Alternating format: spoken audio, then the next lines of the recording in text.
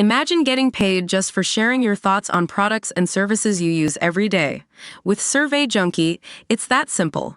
Click on the link in the video description to discover how you can start earning today by taking surveys. Hitting the spacebar, I tried to get my breath back. It was 3:30 a.m. My husband was out and I was in bed with my laptop as my bedmate. Throwing back the covers, I headed to the bathroom to splash my face with cold water. I'd just seen that iconic carriage scene between Penelope and Colin in the first part of Bridgerton, Series 3. And safe to say, I was feeling all of the feelings. I'd never seen anything like it. After my initial shock, I felt a slight sadness, and not just because it was over, but because I wish I'd been able to see it 15 years ago. As a plus-sized woman, it might have changed my understanding that I was as worthy and deserving of pleasure as Bridgerton's Penelope. If you haven't had the joy of watching Series 3 of Bridgerton, one scene between Penelope Featherington, Nicola Coughlan, and Colin Bridgerton, Luke Newton, is hitting headlines, and for all the right reasons. The final scene of Part 1 shows the will-they-won't-they duo finally admitting their feelings for each other, and getting hot and heavy in Penelope's carriage. Colin's hand ends up buried beneath the layers of Penelope's tulle skirts, but the carriage comes to a shuddering halt before Penelope gets to return the favor. The shoulder of her dress has slipped, and Colin carefully fixes it for her as the camera focuses on his two raised fingers, lifted as if not to stain the material.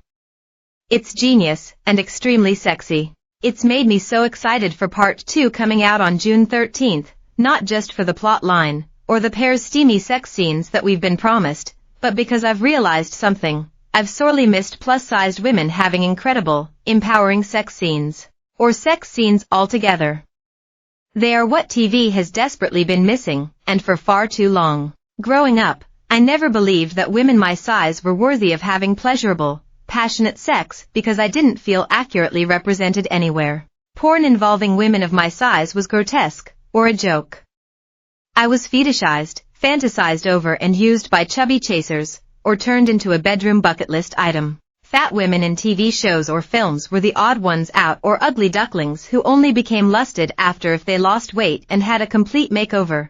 Thanks for that, Shallow Hal. Even now, in pop culture, they're either wallflowers or one of the lads, never the love interest. The closest I got to seeing girls like me was Ray Earl, Sharon Rooney, in My Mad Fat Diary. Even then, she broke up with her extremely attractive boyfriend, Finn, Nico Mirallegro, because of her own body insecurities. But that was 10 years ago, and I couldn't name you anything that's come even close since. To see Nicola Coughlan's once ostracized character emerge from the shadows and become the focal point for unapologetic sexual pleasure brings me so much joy. In the latest series of Bridgerton, Penelope's weight doesn't hold her back from being loved or lusted after by an eligible bachelor. It's not an issue at all, as Penelope's self-confidence and sparkling personality shines through, catching the eyes of multiple men. And in an interview, Coughlan said that she advocated for, and controlled, all of her sex scenes. She said that she specifically asked for certain lines and moments to be included.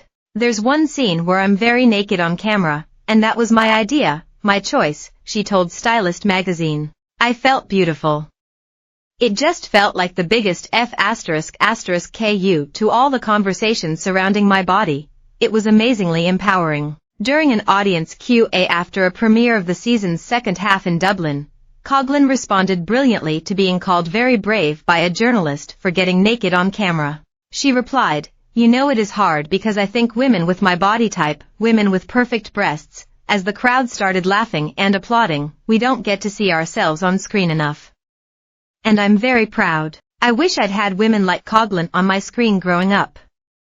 Maybe I'd have felt just as empowered and beautiful as she did when she got naked, rather than ashamed, embarrassed and disgusted by the fact that my body went against the skinny norm."